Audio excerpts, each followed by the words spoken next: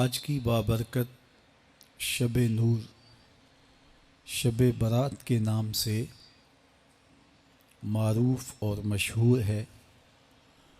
اس بابرکت شب کے دامن میں اتنی برکتیں اور اتنی رحمتیں ہیں کہ اللہ جل شانہ گناہ گاروں کو جہنم کی آگ سے آزاد فرما دیتا ہے۔ ام المومنین سیدہ طیبہ طاہرہ سیدہ عائشہ صدیقہ رضی اللہ تعالی عنہا فرماتی ہیں، ایک دن میں دیکھا کہ حضور میرے حجرہ میں نہیں ہیں، تو میں حضور کو تلاش کرنے نکلی۔ جنت البقیع میں آسمان کی طرف سر اٹھائے حضور اللہ سے التجائیں کر رہے تھے۔ مجھے دیکھا تو ارشاد فرمایا، عائشہ کیا تم نے یہ سمجھا کہ اللہ کا رسول تم سے زیادتی کرے گا؟ فرماتی ہیں میں نے عرض کی یا رسول اللہ صلی اللہ علیہ وسلم، میں یہ سمجھا شاید آپ کسی زوجائے محترمہ کے حجرہ میں تشریف لے گئے ہیں۔ فرمایا آج لیلۃ النصف من شعبان، شعبان کی 15ویں رات ہے، درمیانی شب ہے۔ اس رات کو اللہ تعالیٰ جل شانہ آسمان دنیا پہ نزول اجلال فرماتا ہے اور قبیلہ بنو کلب کی بکریوں کے بالوں سے زیادہ لوگوں کو جہنم کی آگ سے آزاد کر دیتا ہے۔ قبیلہ بنو کلب عرب کا بہت بڑا قبیلہ تھا جو بھیڑ بکریاں پالتے تھے اور لاکھوں کی تعداد میں ان کی بکریوں اور بھیڑوں کے ریوڑ تھے۔ تو اس قبیلے کی بکریوں کے بالوں سے بھی زیادہ گناہ گاروں کو جہنم کی آگ سے آزاد کر دیا جاتا ہے۔ تو یہ وہ بابرکت شب رحمت ہے، شب نور ہے، جس کے دامن میں اتنی برکتیں ہیں کہ کوئی محروم نہیں رہتا۔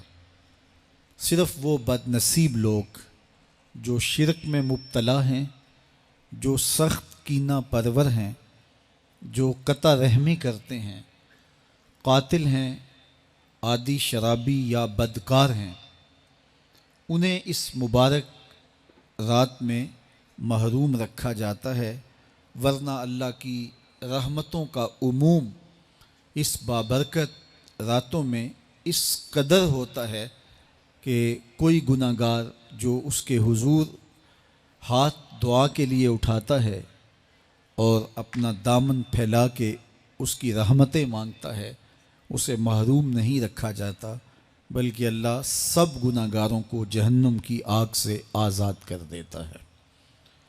ایک روایت میں آتا ہے کہ اللہ لیلۃ النصف من شعبان، شعبان کی 15ویں رات کو آسمان دنیا پہ اپنی رحمتوں سے جلوہ گر ہوتا ہے اور فرماتا ہے کوئی رزق مانگنے والا، میں اس کی جھولیاں بھر دوں، ہے کوئی مغفرت طلب کرنے والا، میں اس کے گناہ معاف کر دوں، ہے کوئی مجھ سے عافیت مانگنے والا، میں اس کو عافیتوں سے نواز دوں، ہے کوئی فلاں چیز مانگنے والا، ہے کوئی فلاں چیز مانگنے والا، اس کی رحمتیں آواز دیتی ہیں اور یہ آواز غروب آفتاب سے لے کر کے طلوع فجر تک مسلسل بندوں کو دی جاتی ہے، اور بندے اس کے حضور اگر دست طلب دراز کریں، اپنی جھولی پھیلائیں، تو اللہ تعالیٰ ان کو ان کے مانگنے سے بھی زیادہ عطا فرماتا ہے۔ اس امت کو اللہ تعالیٰ نے اس طرح کی راتیں دے کر کے مغفرت، بخشش، غفران اور رحمتوں کی فراوانی نصیب کی ہے۔ میرے حضور نے ارشاد فرمایا ایک شخص صبح سے لے کے ظہر تک مزدوری کرتا ہے، اس کو ایک قیراط ملتا ہے۔ ایک ظہر سے لے کر عصر تک مزدوری کرتا ہے، اس کا وقت تھوڑا ہے لیکن اس کو بھی ایک قیراط ملتا ہے۔ اور تیسرا شخص عصر سے لے کر مغرب تک مزدوری کرتا ہے، اس کو 2 قیراط ملتے ہیں، جبکہ اس کا وقت دونوں سے کم ہے۔ فرمایا پہلی مثال یہود کی ہے، دوسری مثال نصارہ کی ہے، اور تیسری مثال میری امت کی ہے کہ اس کو تھوڑے عمل پر زیادہ ثواب دیا جاتا ہے۔ تو یہود اور نصارہ نے اس پہ برا منایا تو حضور علیہ السلام نے فرمایا کہ اللہ نے ان کے اجر میں تو کمی نہیں کی، لیکن مسلمانوں کو زیادہ اجر دے دیا، تو یہ اس کی کرم نوازی ہے۔ تو یہ تھوڑے وقت کی عبادتیں اور چند راتوں کی بیداری اور مخصوص اوقات میں اللہ کے حضور عبادت و ریاضت ایک گناہ گار کو کہاں سے کہاں تک پہنچا دیتی ہے، اس کے گناہوں کی معافی کا ذریعہ بھی بنتی ہے اور درجات کی بلندی کا سبب بھی۔ دیکھیے، لیلۃ القدر ایک رات 1000 مہینے کی عبادتوں سے بہتر قرار پاتی ہے۔ اسی طرح دیگر مواقع ہیں کہ اللہ تعالیٰ اس امت کے لیے رکھے ہیں، رحمت رب بہانہ می طلب، اور یوں بھی پڑھا گیا رحمت رب بہانہ می طلب۔ اس کی رحمتیں قیمت نہیں مانگتی اور اس کی رحمتیں بہانہ تلاش کرتی ہیں، تو وہ اپنے بندوں کو بخشنے پہ آمادہ ہے اگر وہ اپنا دامن طلب پھیلائیں۔ قرآن مجید میں ایک مقام دیکھیے کتنا دل آویز ہے، فرمایا ما یفعل اللہ بعذابکم، اللہ تمہیں عذاب دے کے کیا کرے گا؟ اس کی یہ چاہت نہیں ہے کہ تمہیں عذاب میں مبتلا کرے، اس کی چاہت یہ ہے کہ تم اس کی چوکھٹ پہ آؤ، جھولی پھیلاؤ، اس سے خیرات و رحمت مانگو، اور وہ تمہارے ماضی کے سارے گناہ معاف کر کے، ساری غلطیاں معاف کر کے تمہیں اپنی رحمتوں سے مالا مال فرما دے۔ تو وہ بندوں کو بخشنے پہ، بندوں کی مغفرت کرنے پہ آمادہ ہے اور اس کی رحمتیں بہانے تلاش کرتی ہیں۔ اللہ اکبر۔ اور دوسری جانب اس کے بندے، اس کے مملوک، اس کی مخلوق، اور مخلوق کی گناہ گار اور نیکوکار اس کی رحمتوں کے طالب ہوتے ہیں، بلکہ وہ گناہ کرنے کے بعد جب معافی مانگتے ہیں تو اللہ کو یہ معافی بہت پسند ہے۔ معافی مانگنا، اس کے حضور اپنے دامن کو پھیلانا، وہ اس کو بہت زیادہ محبوب ہے۔ انسان کی فطرت کے اندر گناہ رکھا گیا ہے۔ آگ، ہوا، مٹی، پانی، یہ ان 4 چیزوں کا مرکب ہے۔ اس کے جو عناصر ہیں اس میں کبھی اعتدال قائم نہیں رہتا اور اس سے گناہ سرزد ہو جاتے ہیں۔ گناہ کرنے کے بعد بندے کا اس گناہ پہ اصرار کرنا، اڑ جانا، ضد کرنا، توبہ نہ کرنا، اللہ کو یہ پسند نہیں۔ لیکن اگر اس سے گناہ سرزد ہو جائے تو پھر وہ توبہ کر لے تو اللہ کو یہ بہت زیادہ پسند ہے۔ جو اس سے ہو سکے نیکی وہ اللہ کے حضور پیش کرے، لیکن اس کے اندر جو شر رکھی گئی ہے، اس کے اندر جو قوتیں گناہ کی رکھی گئی ہیں، اس سے اگر اس سے گناہ سرزد ہو جائے تو پھر وہ اللہ سے توبہ کرے، اللہ کی طرف رجوع کرے، تو اللہ اس کی توبہ کو نہ صرف قبول کرتا ہے بلکہ اس کے گناہوں کو معاف کرتا ہے اور گناہوں کو بدل کے نیکیوں میں تبدیل کر دیتا ہے۔ جب گناہ نیکیوں میں تبدیل ہو گئے تو جتنا بڑا گناہ گار تھا اتنا بڑا نیکوکار ہو گیا۔ حضرت سیدنا عمر رضی اللہ تعالیٰ عنہ بازار میں جا رہے تھے تو ایک شرابی نے ہاتھ میں بوتل پکڑی تھی شراب کی، تو حضرت عمر ہاتھ میں درہ رکھتے تھے اور آپ کا جاہ و جلال دیدنیت ہوتا، تو جو ہی حضرت عمر رضی اللہ تعالیٰ عنہ کو اس نے دیکھا تو ڈر گیا اور دل ہی دل میں کہا، اے اللہ آج عمر کے قہر سے بچا لے، میں تیری بارگاہ میں سچی توبہ کرتا ہوں، اور جلدی سے شراب کو بغل میں چھپا لیا۔ اتنے میں حضرت عمر سر پہ پہنچ گئے اور گرج کر کڑک کے کہا کہ یہ تیری بغل میں کیا ہے؟ چونکہ اس کو بوتل چھپاتے دیکھا تھا تو وہ ڈر گیا اور ڈرتے ڈرتے کہنے لگا، حضرت یہ سرکہ ہے۔ اب تھی تو شراب، لیکن ڈرتے ہوئے بولا، حضرت سرکہ ہے۔ تو حضرت عمر نے کہا، نکال۔ جب نکالا تو شراب نہیں تھی، واقعی سرکہ بن چکا تھا۔ تو جب اللہ کے حضور کوئی توبہ کرتا ہے، اللہ اس کے گناہوں کو بدل کے نیکیوں میں تبدیل کر دیتا ہے۔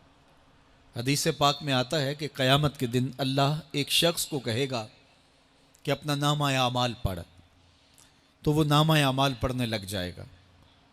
تو نامہ اعمال کے اندر چھوٹے گناہ بھی ہوں گے، بڑے گناہ بھی ہوں گے، تو اللہ سے حیا کرتے ہوئے، شرم کرتے ہوئے وہ بڑے بڑے گناہوں کو چھوڑتا جائے گا اور چھوٹے چھوٹے گناہوں کو پڑھتا رہے گا۔ جب وہ سارے گناہ پڑھ چکے گا اور کتاب ختم ہوگی تو اللہ تعالیٰ اسے فرمائے گا، میرے بندے تو نے یہ جتنے گناہ پڑھے ہیں میں نے سب کو بدل کے نیکیوں میں تبدیل کر دیا۔ تو بندہ کہے گا، اللہ ابھی تو میرے بڑے بڑے گناہ رہتے ہیں جو میں نے پڑھے ہی نہیں۔ فَضَحِكَ النَّبِيُّ حَتَّى بَدَتْ أَنْيَابُهُ، حضور جب یہ بیان فرما رہے تھے تو حضور اتنا مسکرائے کہ صحابہ نے حضور کی داڑھیں دیکھ لی۔ تو پہلے وہ بڑے بڑے گناہ چھوڑے جا رہا تھا، لیکن جب اللہ فرمائے گا کہ میں تیرے گناہوں کو بدل کے نیکیوں میں تبدیل کر دیا، تو وہ کہے گا ابھی تو بڑے بڑے گناہ رہتے ہیں جو میں نے ابھی پڑھے ہی نہیں۔ تو جب کوئی بندہ اس کے حضور توبہ کرتا ہے، اللہ یہ نہیں دیکھتا اس نے گناہ کتنے کیے ہیں، یہ دیکھتا ہے بندہ آیا میری چوکھٹ پہ ہے تو اللہ اس کے پچھلے سارے گناہ معاف فرما دیتا ہے۔ اللہ اکبر۔ میرے اور آپ کے آقا و مولا نے اللہ کے حضور توبہ کرنے اور اس پر اللہ کی خوشی اور اللہ کی خوشنودی کا ذکر کرتے ہوئے ایک مثال بیان فرمائی کہ ایک شخص صحرا میں سفر کر رہا تھا، تو وہ ایک درخت کے نیچے دوپہر کاٹنے کے لیے، سستانے کے لیے رک گیا اور درخت کے ساتھ اپنے اونٹ کو باندھ دیا اور خود لیٹ گیا تاکہ دوپہر کاٹ لوں۔ تھوڑی دیر کے بعد جب اس کی آنکھ کھلی تو اس نے کیا دیکھا کہ اونٹ ماں ساز و سامان کے ساتھ غائب ہے۔ اب صحرا میں اونٹ کا گم ہو جانا گویا زندگی چلے جانے کے مترادف ہے۔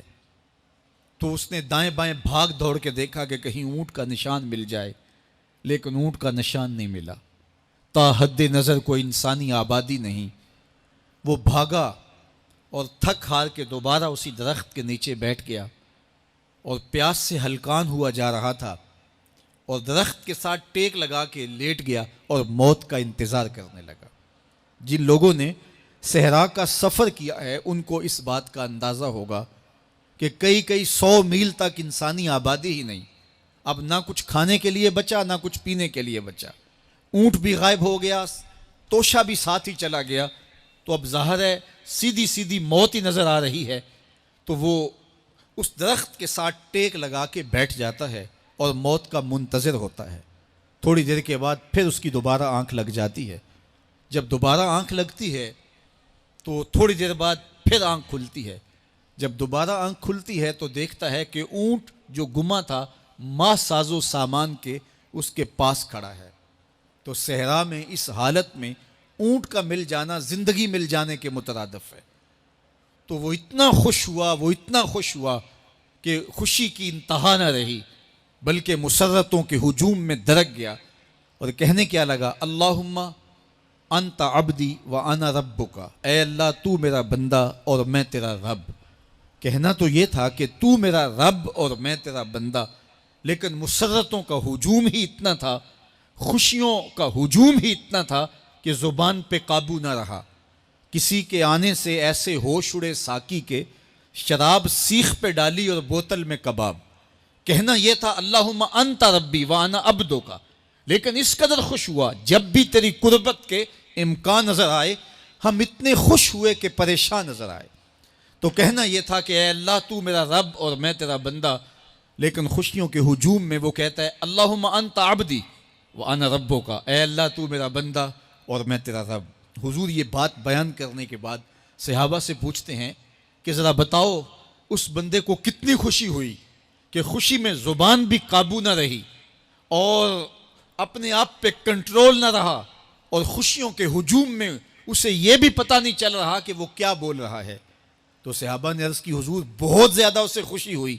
تو میرے حضور نے یہ بات کرنے کے بعد ارشاد فرمایا، جس طرح اس کو گما ہوا اونٹ ملا اور اس کی خوشی کی انتہا نہ رہی، تو فرمایا جب کوئی شخص توبہ کرتا ہے اور اللہ کی حضور پلٹ کے آتا ہے، گناہوں سے معافی مانگ کے اس کی دہلیز پہ آتا ہے، میرے حضور نے فرمایا اللہ اس سے بھی زیادہ خوش ہوتا ہے کہ میرا بندہ میری چوکھٹ پہ آ گیا ہے۔ تو وہ یہ چاہتا نہیں کہ اپنے بندوں کو عذاب دوں، وہ خود آگ میں چھلانگے لگائیں تو اس کی مرضی، اگر گناہ سرزد بھی ہو گیا ہے تو کوئی بات نہیں، معافی مانگ لی جائے.